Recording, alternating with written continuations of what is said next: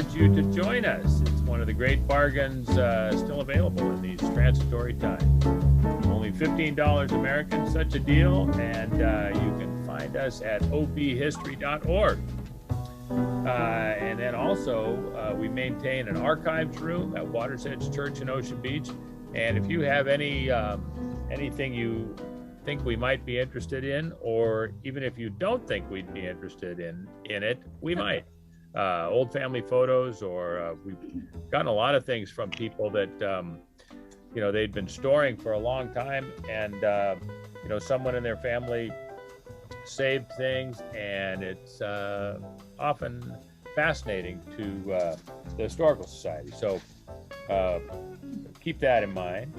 And then if you haven't been to our YouTube channel, we'd like to invite you to check that out. Just go to YouTube, search Ocean Beach Historical Society, and we have got a lot of stuff up there now. And Bill tells us that he watched part of Trolley to the Beach. How about that? So there's a cure for insomnia also there. So next month. It's actually very well done. So thank you. Next month on November 18th, our guest will be Dr. Russell Lowe. And Russ will be presenting a story that he calls Three Coins. And it is actually from his book of the same name. And it's about his search for the history of his own family, which has a San Diego connection among the pioneers of San Diego's Chinese community. And it's a fascinating talk, which I've heard before, and I've been talking to him for the last several months. He lives in La Jolla, and he's happy to do that for us. And so that'll be an very interesting presentation. And that, again, will be on the 18th of November. And it will also be on Zoom. Tonight, we have Mr. Bill Lawrence with us. We're very happy about that. Bill is president and CEO of the San Diego History Center. He joined the History Center in 2015 after 30 years of broadcasting and local news. Bill's an expert also in mid-century modern architecture in Borrego Springs. And he runs the website borregomodern.com. He's the recipient of 5 local Emmys. He lives on the Point, and he has roots in Ocean Beach. And tonight, Bill's going to talk to us about the archives and the resources of the San Diego History Center, and that's where he's broadcasting from this evening. So welcome, Bill Lawrence. Thanks, Bill. Thank you, Eric, and thank you all for having me. And I should second what you say, Eric, about the Ocean Beach Historical Society. Your preface is just substitute San Diego History Center for Ocean Beach Historical Society. And that would be the same thing. I want to say, though, we're very, very pleased and honored to partner with the Ocean Beach Historical Society. I wish Johnny was here. She is a member of both organizations. I think there are some members here who are members of both organizations. If you are not, please consider joining. And hopefully by the time we're done here in the next 45 minutes or so, that you will also believe that there's great value in what the San Diego History Center does. I have to tell you, I have the best job in the world. I get to leave Ocean Beach in the morning and go to Balboa Park every day, and then also at times to the Serra Museum in Presidio Park, and then come back at home to Ocean Beach, where I'm very, very fortunate, and my partner is actually part of the call tonight as well and listening. So Suzanne, I hope you won't be too embarrassed by too much that I reveal tonight. Okay. So if it's okay with everyone, I'm going to start sharing my screen. I have a little bit of a presentation that we do, and my staff is a little, we've got to start at the beginning here. My staff is a little concerned that I might go off the rails. So bear with me here. For part of this. So I'm not sure why the PowerPoint started there, but okay, we're having problems logging into the meeting, and here we go. All right, so it is really a pleasure to be with you all here this evening. And so this just a quick reminder about who the San Diego History Center is. We are a nonprofit donation-based organization. We were established in 1928 by businessman and philanthropist George Marston and a group of San Diegans who were concerned about preserving our region's history. By the way, we are still the San Diego Historical Society, as some of you will know us as. In 2010, we did change our DBA, or doing business as, San Diego History Center. We preserve, we reveal, and we promote the history of the San Diego region, and that is a very, very large region. Since I'm in a group of historians, I am not a historian. I will tell you up front, I run a history organization, but I am really passionate about the history of the area that we call home. And I'm not ripping Ken Kramer off here, but I truly believe that to understand where is a community that we're going, we need to know where we've been. So one of the great things that the History Center does is we preserve, reveal, and promote the history of the San Diego region. We do it through our collections, our programs, and our exhibits that are both physical and virtual. So, and we do it from two historic locations, in the heart of Balboa Park, in the old electric building, and also at the Junipero Serra Museum and Presidio Park, which is our historic home. So we believe that history is relevant, it's changing, it's critical to understanding who we are and where we're headed as a community. It's a contact sport, folks, and that history is actually happening now. And what I want to do is take us back 18 months here to when we started hearing in the news about COVID-19 and a global pandemic. And one of the first things that happened was that everybody was saying, hey, have we done this before? And the answer is yes. And San Diego has lived through a pandemic before. It was the 1918 Spanish flu pandemic. And there were 366 deaths out of 75,000 residents that called San Diego home at that time. By the way, masking was mandatory in 1918. So as the 2020-2021 pandemic and the COVID-19 pandemic began to unfold, we became a resource for the media and the public to compare, contrast, and understand how the pandemic that we've been going through related to what happened in 1918. And the first thing that any archive does is we look into our collections, and we found that while we have some really spectacular photographs, and you're seeing them on the left side of the screen here, we had very, very few personal accounts of the impact that the pandemic was having on our region.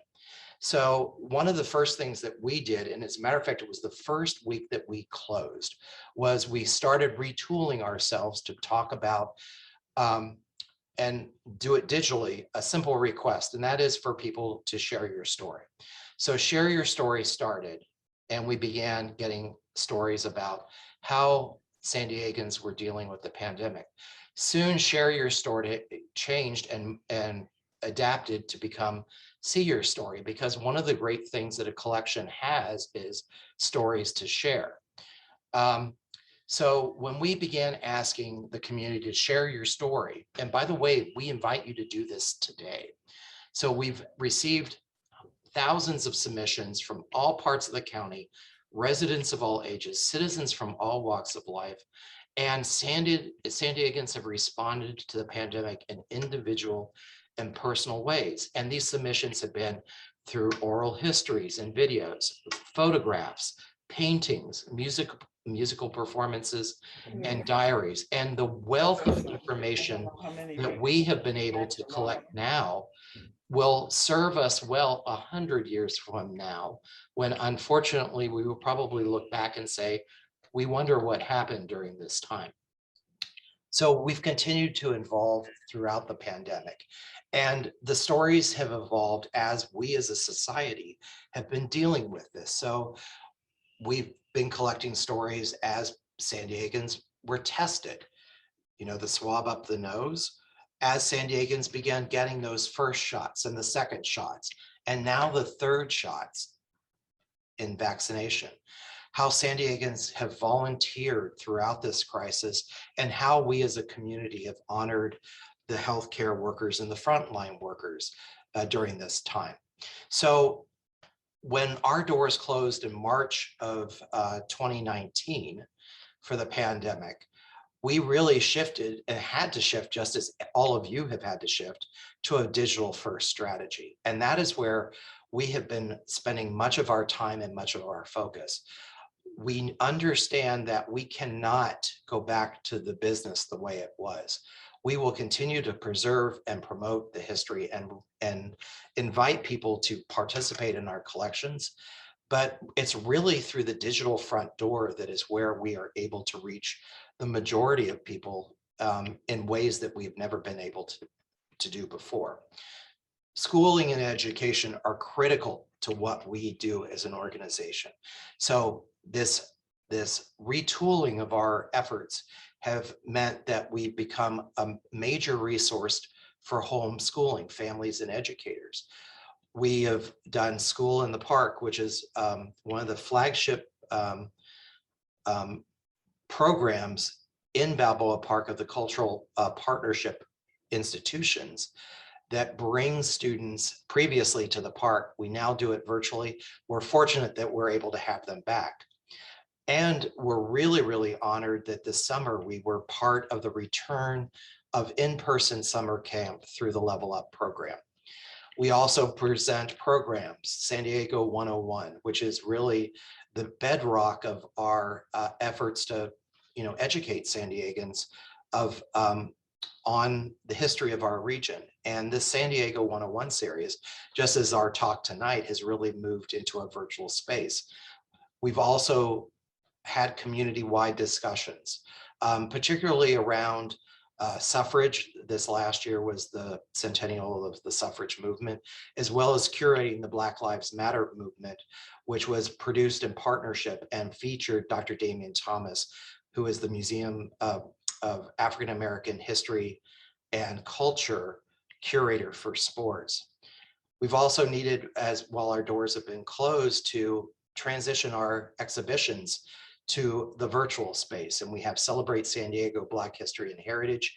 Nathan Harrison, born enslaved, died a San Diego legend. Nathan Harrison being the first Black pioneer in San Diego County who homesteaded on Palomar Mountain. And we actually have an exhibit online as well as in our physical space here in Balboa Park. So really we have become a dual path institution. So we both are in the virtual space and in the physical space.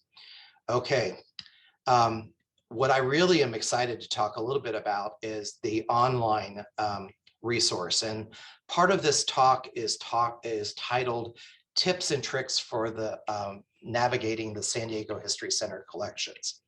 I am probably not the best person to give you all the tips and tricks, but the tips and tricks that I am going to be sharing with you tonight are ones that I use in searching our own collection. So it's coming from a user standpoint.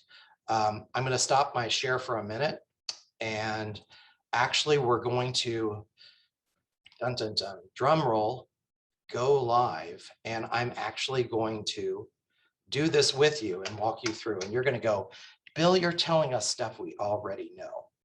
But I hope that we will, this may help you. So the first place I want to point out is this on our website, sandiegohistory.org, is this search bar up in the top.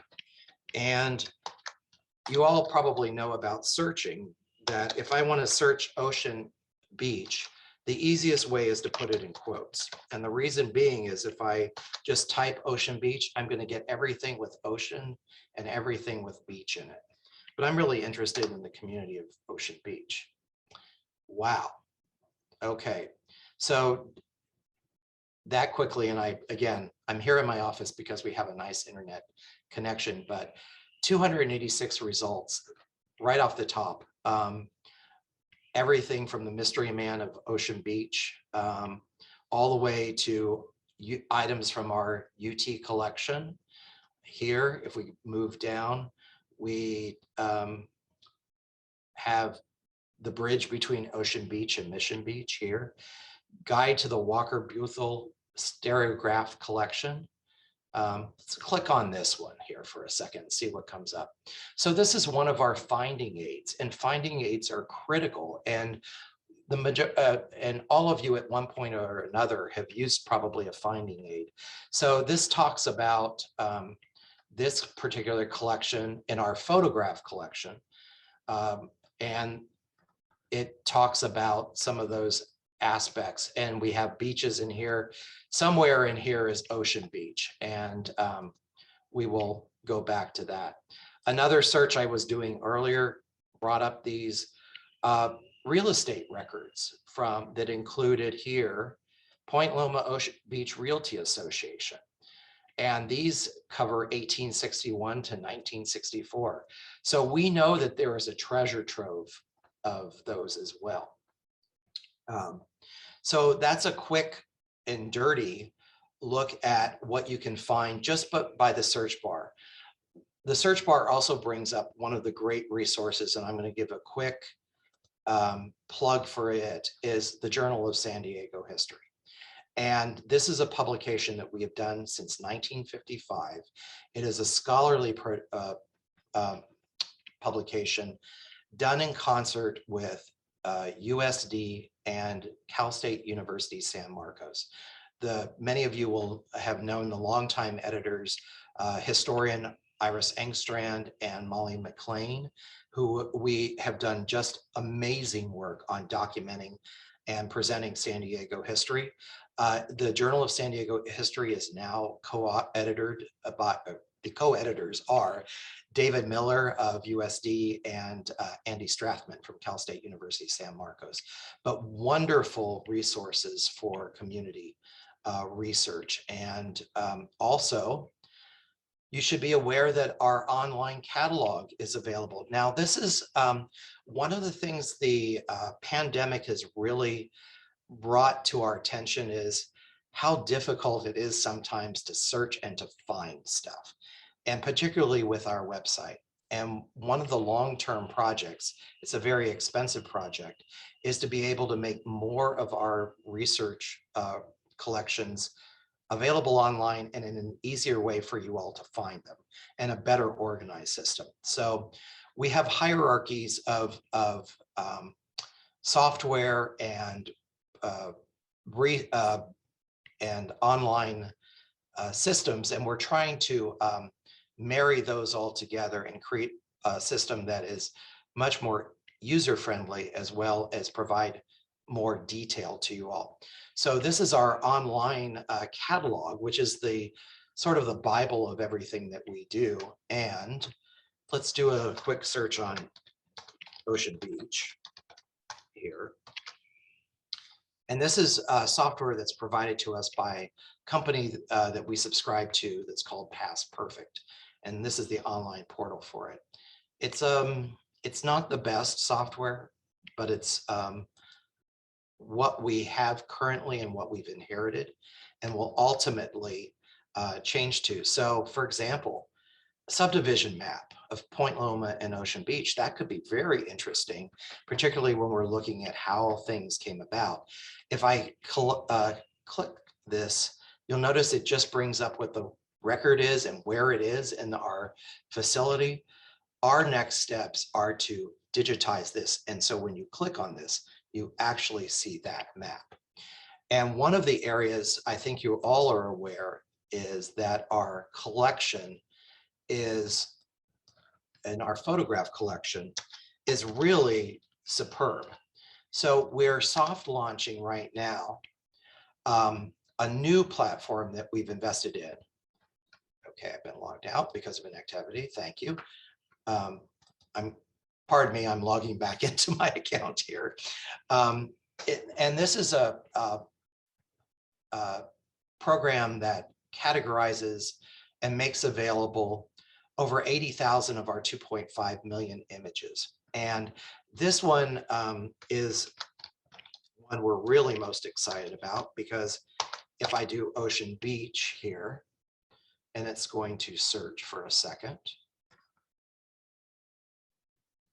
it brings up all of these images. And what's really powerful, and it continues down. So we have the accession of the balloon. that will be familiar with many of you. Here's the Strand Theater, right? Landmark on Newport Avenue. I'll be talking about the Strand Theater just a little bit later.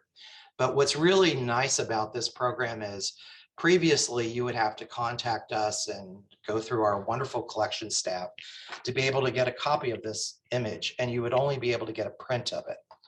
But with this system, you now have the ability to have a cart, add it to your cart, go to your cart, and I'm not going to go all the way through the process here. I need to move my thing here. Let's go see if I can get to my cart. It's already in the cart. So why is it not going to the cart? All right, another technical issue. But if I go to the cart, I can actually license this image, download it on the spot, which is incredibly powerful. So this is really easy to get to. It's collections.sandiegohistory.org. But wonderful, wonderful historic images from the San Diego History Center collection, which is, here we go. You're all familiar with Wonderland. So the Rocky Ledge. This is really an iconic image about Sunset Cliffs Park. So those are all options available to you. Okay, so I want to go back and to the PowerPoint here, and hopefully you can all see that now, because I'm going to transition a little bit, if I can get the PowerPoint to advance. There we go. To talk a little bit about my history in Ocean Beach. And it's not that my history is important, but I really, for Suzanne and I, Ocean Beach is home. And it's a place that we always knew we wanted to be. So the photo on the right is at the end of Del Monte. It's the view of the OB Pier. So my journey to San Diego is rather circuitous. I am not a San Diego native, although I did marry one. And so I sort of get some San Diego creds that way. But I was actually born in Ohio and was in Ohio, just outside of Cincinnati, up until high school. In 1972, my family moved to the San Francisco Bay Area in San Jose, and I went to San Diego, or came to San Diego in 1976 to attend San Diego State University. Go Aztecs. And my first residence was in the dorms at SDSU in Toltec, then moved to the college area right behind the College Drive-In. Many of you will remember the Majorette, who is now at, forget the name of the shopping center, but she was moved when the drive-in was demolished. Had a stint in Santee, had a stint in La Mesa, Mission Beach North, Mission Beach South, Pacific Beach, first round in Ocean Beach. Then we bought our first house in South Park and then came back to Ocean Beach, where we've been for almost 30 years now. So Eric, I'm going to put you on the spot a little bit. I think your mic is muted, or but does anyone recognize in the room this view? And I will admit it's not the best one. This is my photography. It's not professional photography, but anyone have an idea of where we are? Santa Cruz Avenue. Ooh, Eric, spot on. What gave it away as Santa Cruz? Well, I used to live just up the street, A, and then B, you can see the old streetcar tracks in the street. Exactly. Santa Cruz. So yes, you're absolutely correct on that. And this Santa Cruz was the first place that we lived in Ocean Beach, and it was on Santa Cruz in this particular block. And the first thing that really struck me about the community was, wow, there's this really wide street, and wow, there is this. And in 1980 something, when we moved, there was actually a street, a process where they were digging up the street. I think they were redoing the sewers at the time, and it unveiled the streetcar tracks. And I was just driving down El Cajon Boulevard in east of University Heights, and the city is doing the same thing. And you can see the tracks that have been recovered. So it's neat that this history is still there. And I wonder just today how many of the people that live in these apartments here understand the history is there. That's the beach at Santa Cruz, which is just a wonderful beach. This is our first apartment, a little 1-bedroom, barely a bedroom. It's really a studio on Santa Cruz. I love to see that it's still there. It has some very fond memories for us.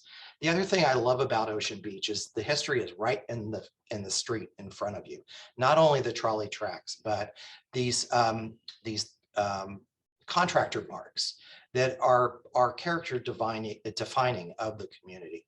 And I love this one particularly because it's right on Santa Cruz. It's right across from our first apartment, but it's Taylor and Spencer in March of 22, and then W.T. Hooker in July of 22. Don't you know that they saying that, oh, well, wait a minute, I was here first, but yeah, but I've got the other side of the sidewalk. The other thing that struck me when we first moved into Santa Cruz was, and 3 doors down from where this building is previously, there was this beautiful arts and craftsman home with a Batchelder tile fireplace, 3-sided, and it was demolished to make way for this. Many of the residents in North Park call these 6-packs or 8-packs. And it was sort of the vogue of what was happening in the 1980s. You see it a lot in North Park. You see it less in Ocean Beach, but the community was starting to change there. And that started my interest in local history and also helped fuel my interest in historic preservation. We then moved to Del Monte and spent some time on Del Monte, which was really just a wonderful experience. The property is still in Suzanne's family, and we're very, very fortunate that we have family members that still call Ocean Beach home in that regard. So Eric had mentioned that my background was in journalism. I went to San Diego State for journalism. I have 30+ years in broadcast journalism. And while I was living in Ocean Beach, I was given 2 copies of the bound volumes of the Beach News.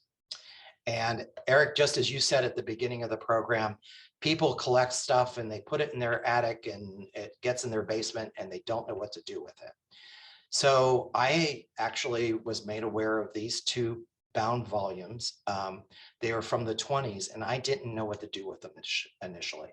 I then, after it sat in with me for almost a decade, I joined the board of the San Diego History Center. And it was at that point that I knew, because I learned that in our collection, we have bound volumes of the Ocean Beach News. And the 2 bound volumes that I was given helped fill a gap. And so it made sense to me that I should give this to the San Diego History Center and make sure that it's preserved for the future as part of our collection. So I went down to the archive just the other day and opened up one of the volumes that I had given. And I love the Beach News because it really is a slice into the life of our community. So from December of 1927, petitions for changing the name of the Ocean Beach post office to the Point Loma post office. Don't you know that must have raised some hackles in the community at that particular time. Ocean Beach was getting a new library at that time for the princely sum of $15,000. So I'm always curious about where do we get this information and who's doing it. And I really don't know much about the Beach News. I imagine you folks do. But so who is Kirk and Catherine Smith? who were the editor, owner, and publisher of this, and published every Saturday from 4829 Saratoga Avenue. So wouldn't it be great to be able to find that? By the way, that we talked, I think Eric, and early in the program, we were talking about what that that party line was for Ocean Beach. That's right there, Bayview. Then in 1928, the headline is "The Southern Pacific is very likely coming through Ocean Beach." Eric, in your research, did you ever run across the Southern Pacific line coming in to the community? I've seen that story. Yeah. Yeah. So obviously it didn't happen today the way it may have happened back then. You know, newspapers also provide us with great resources. So we have the first and exclusive publication of architect Eugene Hoffman's artistic and original design for the new summer business block, now in course of construction at the corner of Newport Avenue and Bacon Street in Ocean Beach. Does it look like that today? At the craft building? No. That's the Piggly Wiggly. Oh. Yeah, it became the Piggly Wiggly, and it's still the market today, but it sure doesn't look like that. Wouldn't it be wonderful if someday the owners of that property took that back to look like that? Then there's also these slices of life about Ocean Beach school children, you know, participating in a concert at Russ Auditorium on June 1st, and there they are all in their uniforms. And actually, I had a executive committee meeting today, and Tom Fetter, our immediate past chair, who grew up in Ocean Beach and Point Loma, was telling me about how he would play in one of these at as part of the programs. So this is the stacks. This is the Ocean Beach news that we currently have. You'll notice that there's some volume sets that are missing. We're missing number 6, I think, in there as well. 3 and 4 are possibly missing as well. So if you run across these, think about having them join our collection. The other thing that I really want to do is to make sure that we, for the next generation, be able to digitize these, because if you saw in the pictures that I was showing, the volumes that I provided to the History Center, and they came to me in really bad shape, they're not in very good shape today. So making sure that we conserve them in climate control conditions, which we do. We make sure that there's adequate air coverage for them. We make sure that we actually digitize them and make them accessible online. It's all an expensive proposition. It's something that doesn't happen cheaply, but it's something that's critically important, because this is a snapshot of our community at this particular time. So I'm getting ready to wrap up my presentation here, and I'm going to be happy to take questions, but I wanted to go back for a moment to the stamps in the concrete, because they are a physical legacy. And then you're all familiar, and I had mentioned the Strand Theater. I want to circle back to the Strand Theater for a moment as well. You know, this outside of the Strand Theater and the sidewalk, in 1990, the Ocean Beach Merchants Association began a program for the tiles. And we now have tiles all across Newport Avenue. And I think they're doing subscription number 36 or something like that now. But this is my legacy in Ocean Beach. And also, I'm very, very fortunate that it is Suzanne's. And so this is our tile. It is from 1990. And it's ours. We have a couple of sayings, but one of our sayings that we did at this time, it's only in OB. So thank you very much. It is an honor to be part of the presentation tonight. We salute the work that you do, because no organization can do it all, but we love the fact that we're able to partner with you all. And I would be more than happy to take any questions or comments that you might have. I have a question, Bill. Yes, please. First of all, I'd like to thank you very much for your presentation this evening, and tell you that I'm very impressed by what you've been able to do to make this stuff virtually available to us. And I feel it's a great resource for us historians. One of my history heroes I met at the History Center after a workshop I took there on doing oral history interviews. And this was Bob Wright. And I'm not sure if you're familiar with Bob, but he did hundreds of oral history interviews. And I was just wondering, have you had a chance to make any of the oral history interviews available virtually?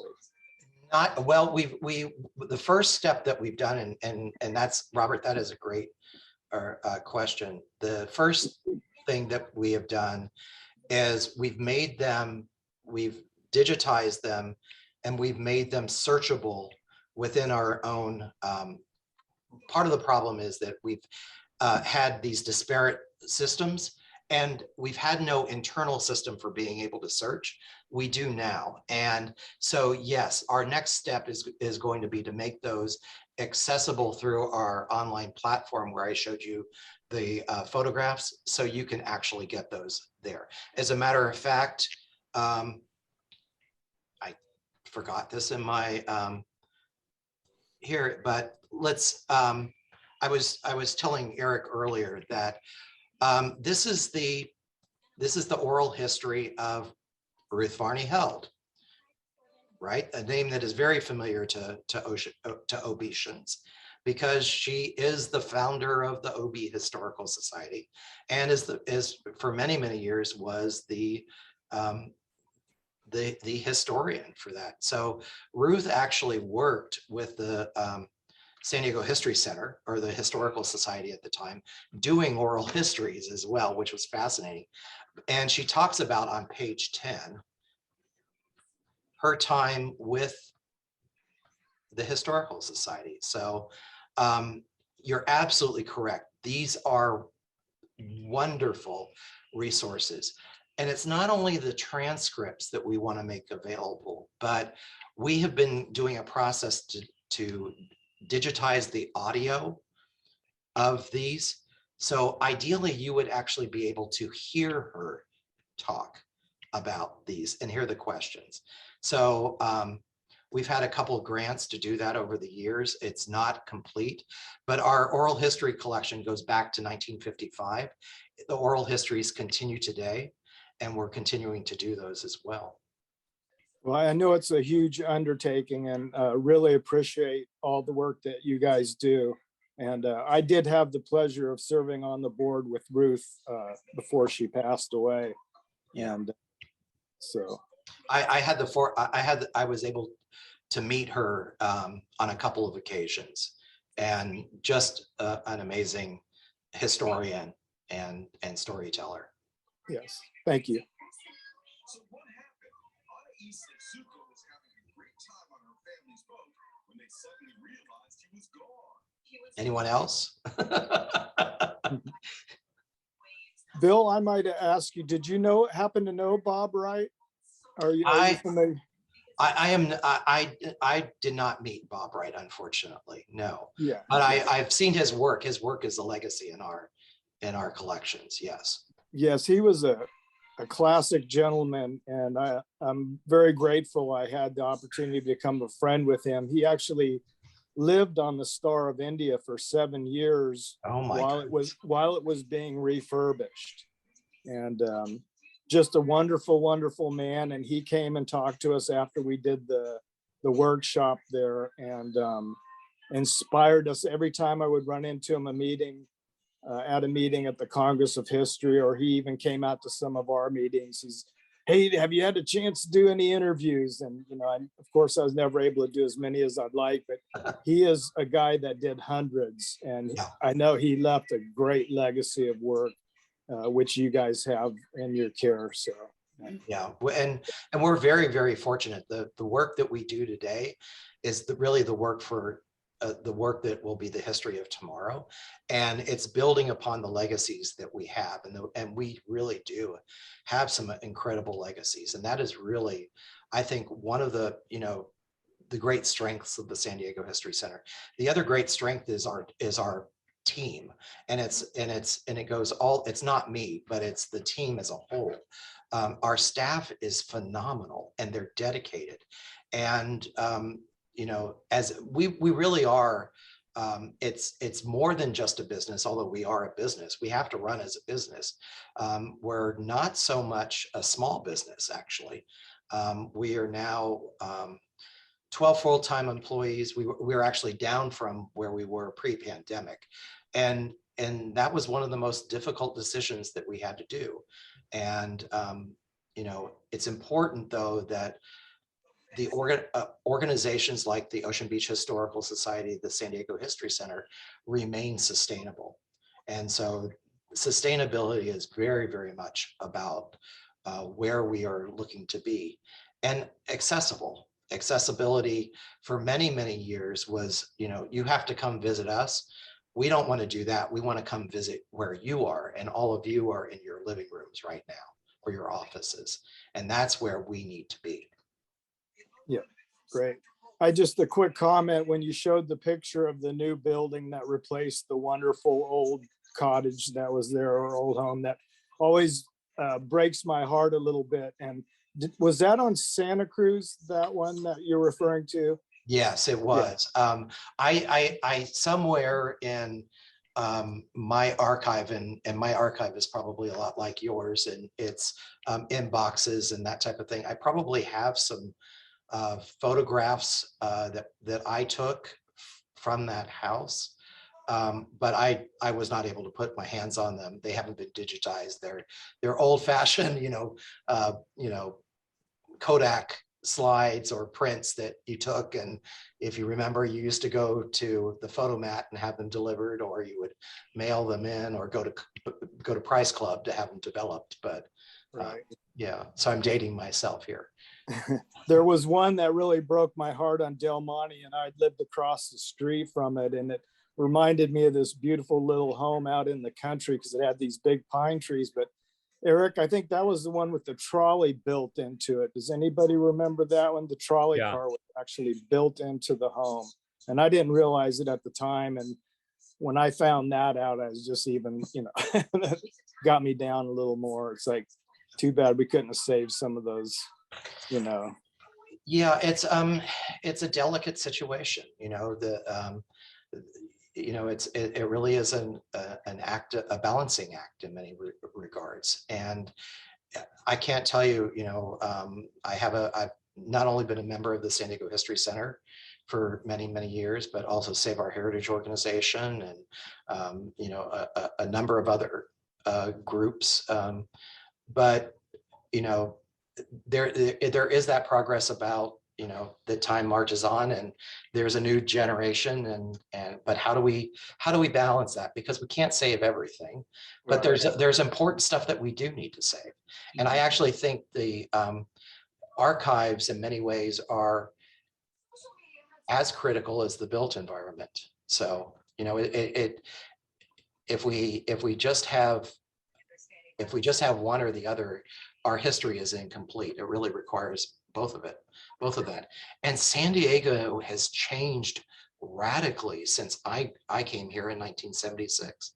And being the thing I always like to say is that working for Channel 8 and Channel 10 for a combined of 33 years or so, or 37 years, I guess it has been. But, you know, it really gave me the opportunity to be on the front line and have a front row seat of history being made in our region and being documented. So, you know, I feel very, very fortunate and very blessed in that regard. And now I said this earlier, I have the best job in the world, because it's when I have to worry too much about where the money is coming in, I just go downstairs and go, wow, this really is a treasure for our region.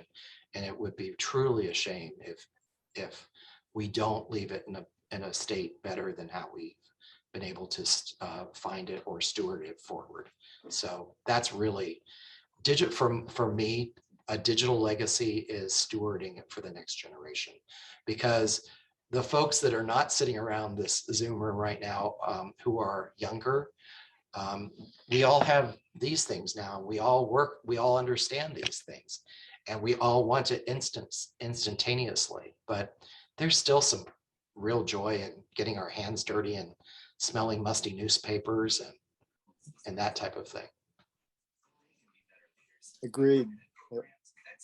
Okay, well, I wanted to say, Bill, that you touched on a couple things that are a couple of my favorite topics, and those are A, the sidewalks, and B, the beach news. And we actually have, I think, 11 volumes of the beach news. Oh, wow. Yeah, and I did not know that you guys had any of the beach news, because I've looked Oh, for it down really? there, and they told me that they only had like a couple pages here and there, but we have 11 years, 11 full volumes from the first year, from 22, and I think the last one we have is 47. We go a little bit past the Second World War. Wow. And then we have, I think, a couple partial years, but we have sent all of those to California Revealed to be digitized. Wonderful. This has been like, I don't know, 2 years at least now, maybe longer.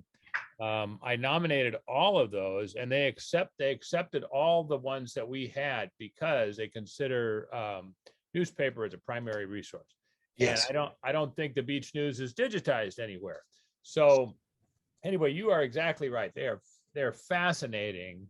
I've learned a lot just looking through the beach news. If you want to know 4829 Saratoga, where Mr. and Mrs. Smith lived, it's just 2 doors down from where our archive room is, at the Methodist Church.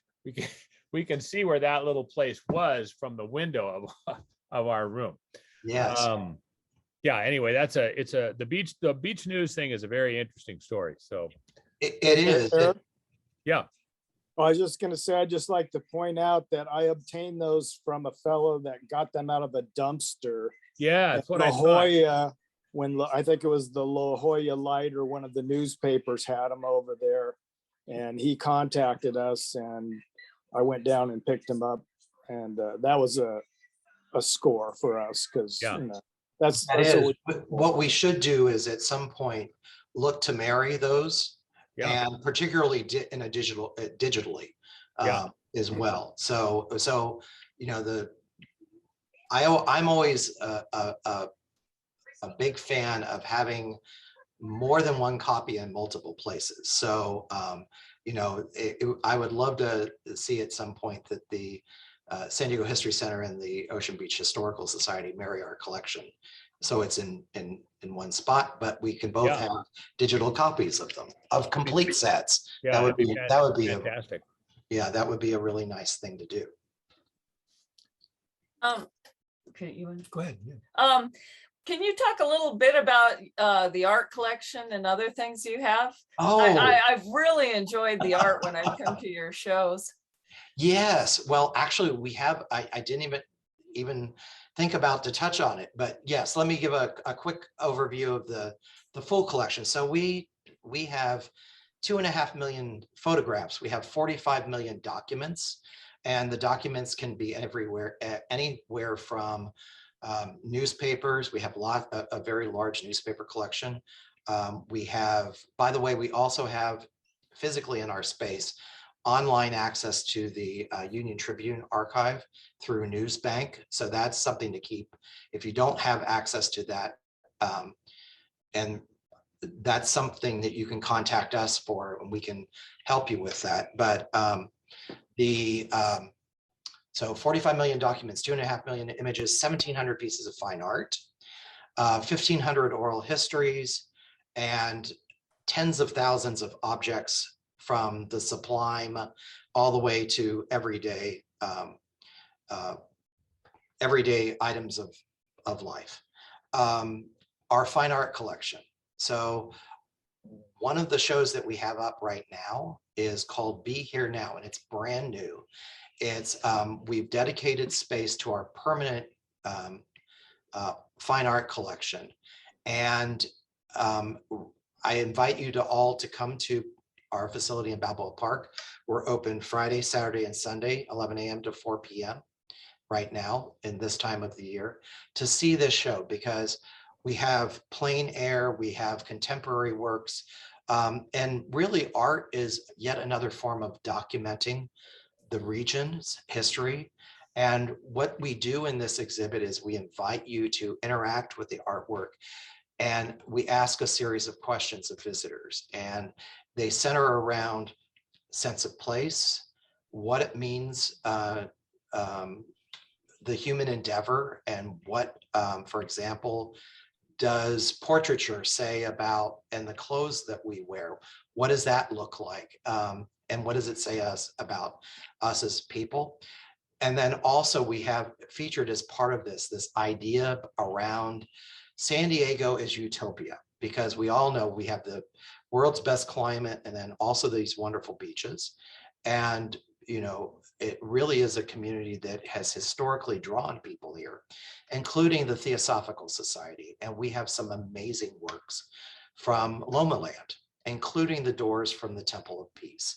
And those are on display right now as part of this permanent collection in our gallery spaces. So the fine art collection is actually amazing. And we're starting to utilize that more in different ways, rather than just a traditional fine art gallery hanging like you see. This is a little bit different. So I invite you all here to come down and to experience this. It's a lot of fun. Thank you. Just a little neat story. A few years back, you had an exhibit on Rossi Wade. Yes. And my father worked with him at Ryan, and he was the one show my father would never miss when he had exhibits around town. And I have 3 pieces of his art in my house now. And wow. So it was really neat to be able to see his history there and his art. Unfortunately, I guess he's passed away since, but my father also did a lot of fine art besides technical art and other things. But anyhow, that was really a nice surprise that you guys gave me with that show there. Would you send me an email about that? Because there's actually the name Rossi Wade crossed my email today, as a matter of fact, earlier today, and I might like to connect you with a couple of groups in that regard as well, if that would be all right. Yeah. I have one watercolor, one print, the print's similar to the ones you were selling of the trees on the white. And then the other one is a pen and ink drawing. Unfortunately, the background's browned, but it still looks pretty neat. And anyhow, that was the one person my dad would spend money on. He just loved his art. So it's really good art. Yeah, real nice. Yes. I don't know that we have any Wade in our permanent collection. We need to get some in our permanent collection. So good. I'll talk to you about it. Thank you. Anybody else have a question for Bill while we have him on the hot seat? it is hot. Actually, my office tends to be cold. You know, we keep the air conditioning running all the time to preserve the collections. The poor guy is still at work tonight. No, it's good. You know, it's good to be here. It's good to be in Ocean Beach. So yeah, well, thanks a million, Bill, for doing this for us. And yeah, it's great. We learned a lot. Glad you're one of us. And yeah, we're in Obecian, so yeah, that's excellent. And that's kind of fun that you had the photo of Santa Cruz Avenue with the streetcar tracks and all that stuff. It's by the way, I didn't plan that, Eric. It just happened that way. Yeah. So, but what I was really doing was I was hoping to find a picture of the streetcar on Santa Cruz, and I was not able to. And then I stumbled across your talk, and I really enjoyed your talk. So yeah, so you probably saw I have a photo of it in there when it was the 14 train at the end of the line there at Santa Cruz and Sunset Cliffs. So yeah, no, absolutely, yeah, that's great. And you know, how many of those surfers understand what's under their feet? No. Yeah. Yeah, nobody does. Wax, only wax. Only wax. Good point. That's a good Yeah. point. Yeah. Yes. All right. All righty. Well, Thank hey, you. thanks again, and we sincerely appreciate your time. No, thank you so much. And please, I invite you to all to be part of the San Diego History Center, and please invite me back. I really have enjoyed this, and I look forward to being able to come to your offices and maybe do a talk in person. But Wonderful. We'll take you up on that. Trust us. So. okay, great. All right. Thank you very much. Thank you, Bill. Thanks, everybody. Thank you, Eric. All right. Talk to Bye. y'all soon. Love to everybody.